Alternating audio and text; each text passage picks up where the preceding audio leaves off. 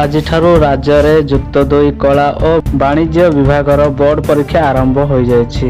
ବ୍ରାହ୍ମଣୀଗାଁ ଋଷିମାଳ ଉଚ୍ଚ ମାଧ୍ୟମିକ ବିଦ୍ୟାଳୟରେ କଳା ଓ ବାଣିଜ୍ୟ ବିଭାଗର ପ୍ରଥମ ଦିନରେ ଏମାଇଲ୍ ଓଡ଼ିଆ ପରୀକ୍ଷା ହୋଇଯାଇଛି। ଉଭୟ ବିଭାଗର ମୋଟ 389 ପରୀକ୍ଷାର୍ଥୀଙ୍କ ମଧ୍ୟରୁ 373 ପରୀକ୍ଷା ଦେଇଛନ୍ତି। 373 ପରୀକ୍ଷା ଦେଇଥିବା ବେଳେ 16 ଜଣ ଅନୁପସ୍ଥିତ ରହିଥିବା ନେଇ କଲେଜ କର୍ତ୍ତୃପକ୍ଷ ସୂଚନା ଦେଇଛନ୍ତି। ସବୁ ବର୍ଷ ପରି ଏ ବର୍ଷ ମଧ୍ୟ ଆମର ଉଚ୍ଚ ମାଧ୍ୟମିକ ଋଷିମାଳ ଉଚ୍ଚ ମାଧ୍ୟମିକ ବିଦ୍ୟାଳୟର AHS ଏକ୍ଜାମ୍ 2025 ଆଜିଠାରୁ ଅନୁଷ୍ଠିତ ହୋଇଯାଇଛି ଏବଂ ଏଠାରେ +2 arts regular 263, ex regular 75, commerce 86 ଏବଂ କମର୍ସ ଏକ୍ସ ରେଗୁଲାର 6 ପିଲା, ଟୋଟାଲ 390 ପିଲା ପରୀକ୍ଷା ଦେଉଛନ୍ତି ଏବଂ ଏଠାରେ ଶାନ୍ତି ଶୃଙ୍ଖଳା ଭାବେ ପରୀକ୍ଷା କାମ ଆମେ କରିବା ପାଇଁ ସମସ୍ତ ବ୍ୟବସ୍ଥା କରୁଛୁ। ସେମାନେ କିପରି ଭଲ ଭାବରେ ଶୃଙ୍ଖଳା ଭାବେ ପରୀକ୍ଷା ଦେବେ ସେପରି ଆମେ ସ୍କ୍ୱାଡ୍ ମଧ୍ୟ ବ୍ୟବସ୍ଥା କରିଦେଇଛୁ। ଆମର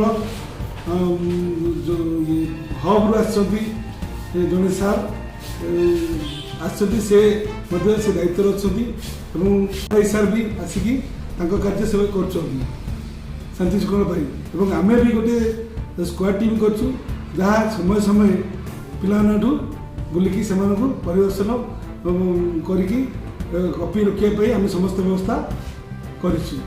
ଯେପରି ଶାନ୍ତି ଶୃଙ୍ଖଳା ଭାବେ ଆମର ପରୀକ୍ଷା ଚାଲିବ ଆମେ ଯତ୍ନବାନ ହେଇଛୁ। ଋଷିମାଳ ଉଚ୍ଚ ମାଧ୍ୟମିକ ବିଦ୍ୟାଳୟର +2 ଶ୍ରେଣୀର କଳା ଛାତ୍ରୀ। ଆଜିର ଏକ୍ଜାମ ଥିଲା ଏମାଇଲ୍ ଓଡ଼ିଆ। ଆଜି ଭଲ ଥିଲା କିନ୍ତୁ ବହୁତ ଷ୍ଟ୍ରିକ୍ଟ ଥିଲା। ଶାନ୍ତି ଶୃଙ୍ଖଳାରେ ସବୁ ଲେଖିଲୁ। କ୍ୱେଶ୍ଚିନ୍ ଆନ୍ସର ବହୁତ ସହଜ ଥିଲା, ସମୟ ବି ଭଲସେ ମିଳିଲା ଏବଂ ଭଲ ଲାଗିଲା। କ୍ୱେଶ୍ଚିନ୍ ସବୁ ସହଜ ଥିଲା, ଶାନ୍ତି ଶୃଙ୍ଖଳା, ଟିଚର ମାନଙ୍କର ସୁବ୍ୟବହାର ସବୁ ଭଲ ଥିଲା। ଚେକିଂ କଟକଣା ମାତ୍ର ବହୁତ ଥିଲା। ଭଲ ଲାଗିଲା ଏକ୍ଜାମ, ଭଲସେ ହେଲା ବି ଏକ୍ଜାମ। ଏକ୍ଜାମରେ ମୋର 80% ମ୍ୟାକ୍ସିମମ୍ 60-70 କରିଛି, ଯାହା ହବ ଦେଖାଯିବ ଆଉ क्वेश्चन भी बहुत डिफिकल्ट थिला जे देखला परे सहज लागिला।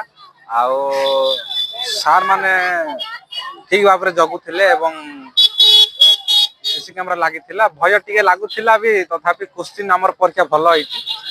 जाहाले भी हमर 40% ऊपर को आसीबो बोली भाबुछि।